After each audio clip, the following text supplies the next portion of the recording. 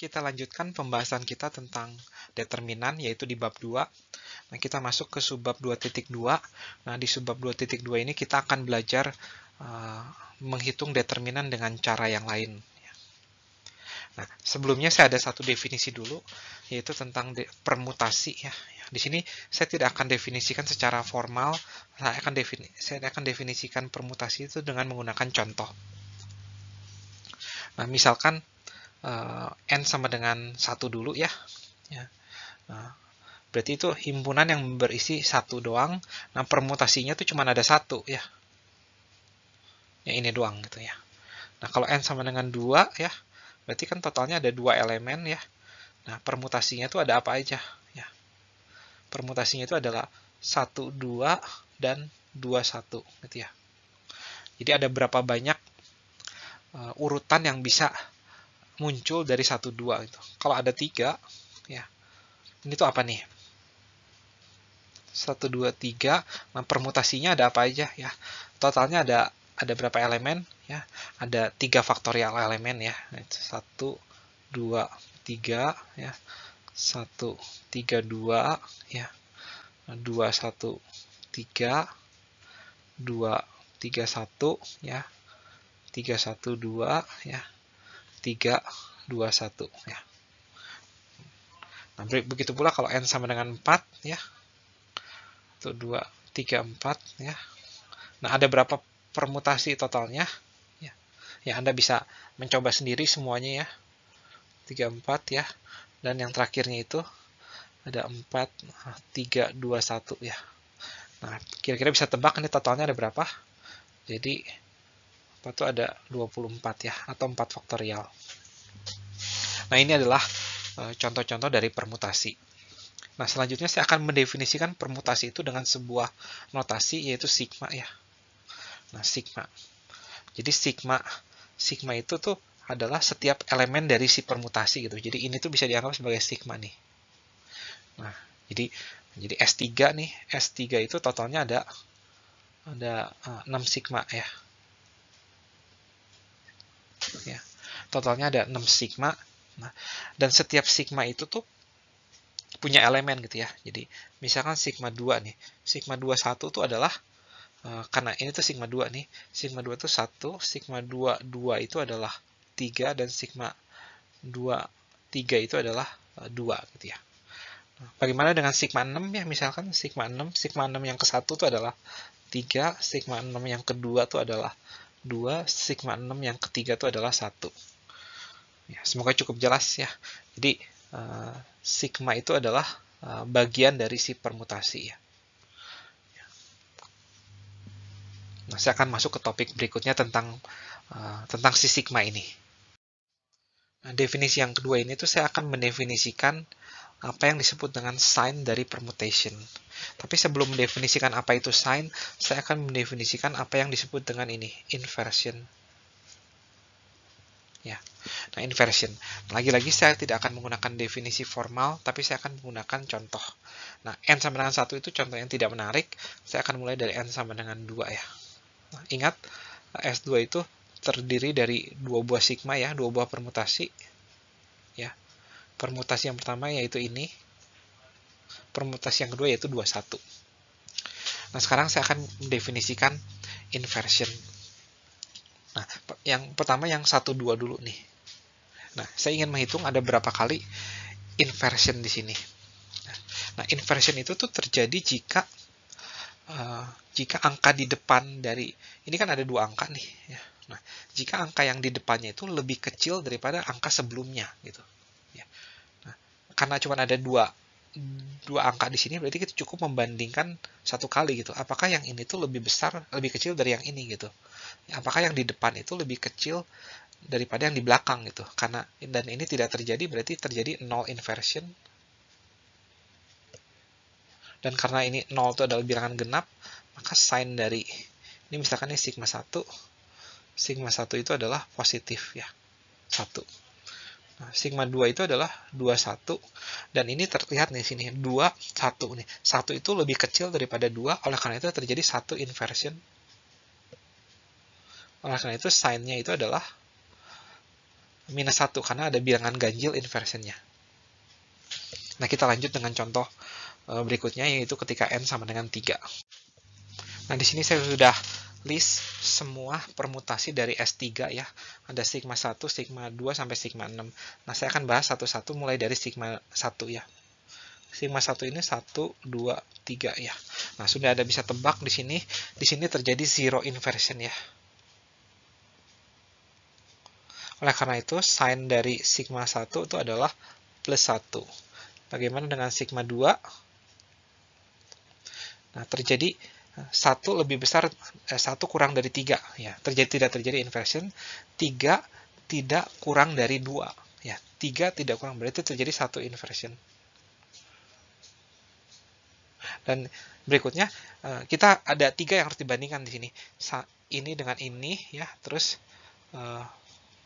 ini dengan ini, dan yang terakhir ini dengan ini ya. Berarti jika permutasi di S3 itu ada 3 yang harus kita bandingkan gitu ya. Dan dari ketiga yang kita bandingkan itu hanya ada 1 inversionnya. Berarti sigma dari sign dari sigma 2 itu adalah minus 1 karena cuma ada 1 inversion. Nah, semoga cukup jelas. Ini saya akan hapus nih. Nah, sigma 3 sekarang gimana? Yaitu adalah sigma 3 itu adalah 2, 1, 3 ya. Nah, ada berapa inversion di sini?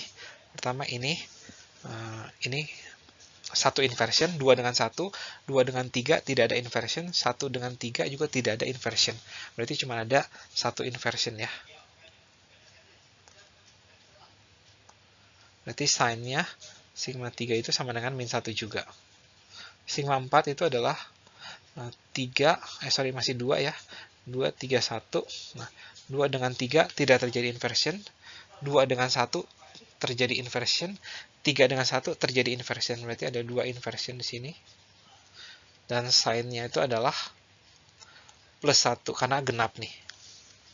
Nah, begitu pula dengan yang sigma 5 dan sigma 6 ya. Nah, di sini saya sudah hitung.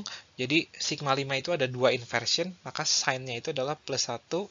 Nah, kemudian sigma 6 ada 3 inversion, berarti sign sigma 6 itu adalah minus 1. Nah, dari sini semoga cukup jelas. Untuk S4 ya, untuk S4 saya taruh di sini misalkan. Nah, Anda harus membandingkan banyak nih. Setidaknya ada 6 yang harus dibandingkan. 1 dengan 3, 1 dengan 2, 1 dengan 4, 3 dengan 2, 3 dengan 4, 2 dengan 4 ya. Jadi total ada 6 perbandingan yang harus Anda lakukan. Nah, jadi ada paling banyak itu kita bisa punya 6 inversion. Nah, semoga cukup jelas. Nah, sekarang saya akan lanjutkan ke definisi berikutnya. Nah, definisi berikutnya itu adalah saya akan mendefinisikan sebuah fungsi dari ruang matriks berukuran n kali n ke skalar ya. Nah, cara fungsinya itu adalah saya definisikan seperti ini, seperti yang saya tulis di sini, yaitu adalah penjumlahan dari A1 sigma 1, A2 sigma 2, dan sampai AN sigma n ya. Nah, sigmanya itu adalah anggota dari Sn ya. Nah, saya ambil satu contoh ya. Lagi-lagi untuk n sama dengan 2 contohnya, karena n sama dengan 1 itu tidak menarik ya. S2 itu kita punya ada 2 sigma ya, 1, 2 sama 2, 1. Nah, oleh karena itu, untuk dA ya, yang sama dengan ini,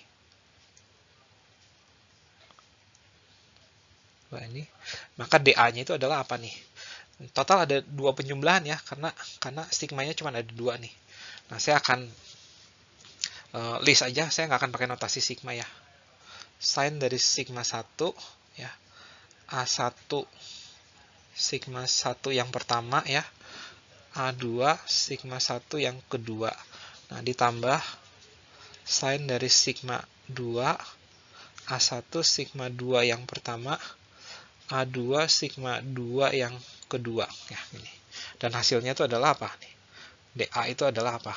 Jadi sigma 1 sign-nya itu adalah positif ya, jika kita ingat plus 1. Nah, sigma 1 1 itu adalah 1. Nah, sigma 2 2 itu adalah ini 2 2. Nah, ditambah ini min 1 nih. A1 sigma 2 yang ke 1 itu adalah ini 1 2. Nah, sigma 2 yang kedua itu adalah 1, berarti A2 1. Atau dengan kata lain, dA itu adalah A11, A22 dikurangin A12 dikurangin A21. Ya. Ini tanda kurang ya. Semoga cukup jelas. Nah, saya akan coba untuk yang N sama dengan 3. Nah, ini untuk N sama dengan 3, ya, kita punya permutasinya totalnya itu ada 6, berarti kita ada 6 penjumlahan ya. DA-nya itu adalah apa nih? Ya, sin dari sigma 1 ya.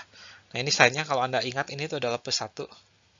Plus 1 dikalikan A11, A22, A33 ya. Nah, ini sin ini tuh kalau Anda ingat ini ada berapa?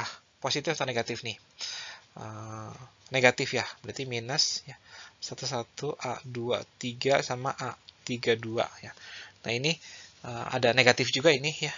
A12, A21, A33. Nah, ini sign-nya itu adalah positif ya kalau nggak salah. A12, A23, A31. Dan kemudian yang ini dia ada inversion berarti negatif ya. Berarti A13, A22 sama A31, dan yang terakhir ini inversion ini ada positif ya, ada genap soalnya. Berarti plus A13, A21 dan A32 ya. Nah, kita bisa kelompokkan yang positif ya. 2A33 ya, kita kelompokkan yang positif.